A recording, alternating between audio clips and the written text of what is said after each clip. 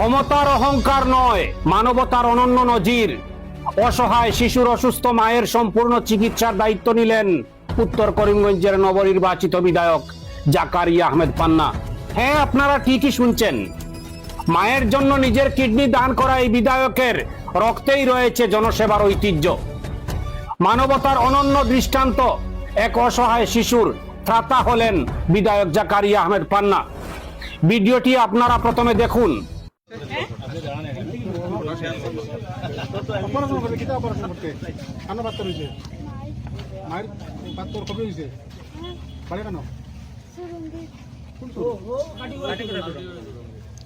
অসুবিধা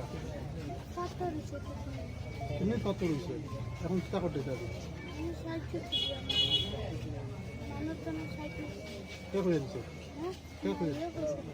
হসপিটাল গেছেন না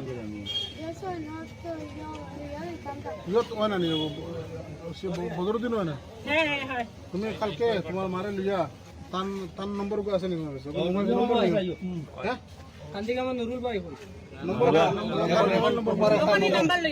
মারে লিয়া হসপিটাল কত খরচ লাগে আমি দিয়ে দিব। হ্যাঁ, এটা খুঁজি নাম্বার দিই। মানবতার ধর্মই শ্রেষ্ঠ ধর্ম, এই শাশ্বত বাণীকে আবারও প্রমাণ করলেন উত্তর করিমগঞ্জ বিধানসভা কেন্দ্রের নবনির্বাচিত বিধায়ক জাকারিয়া আহমেদ পান্না।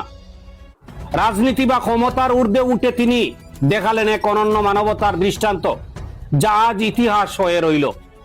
সুপ্রিয় দর্শক শ্রোতা, সম্প্রতি শ্রীগৌরী হাসপাতালে ঘটে গেল এক অভূতপূর্ব ঘটনা। একটি ছোট্ট শিশু, যার মা অত্যন্ত জটিল রোগে আক্রান্ত, চিকিৎসার খরচ জোগাতে না পেরে নিরুপায় হয়ে মানুষের দুয়ারে দুয়ারে হাত পাচ্ছিল। ভিক্ষা করতে করতে সেই শিশুটি এক সময় এসে দাঁড়ায় বিধায়ক জাকারিয়া আহমেদ পান্নার সামনে। সাধারণত এমন পরিস্থিতিতে অনেকেই হয়তো পকেট থেকে 200 টাকা ভিক্ষা দিয়ে দায়িত্ব শেষ করতেন, কিন্তু জাকারিয়া আহমেদ পান্না তা করেননি। তিনি শিশুটিকে সরিয়ে না দিয়ে পরম মমতায় তার পরিচয়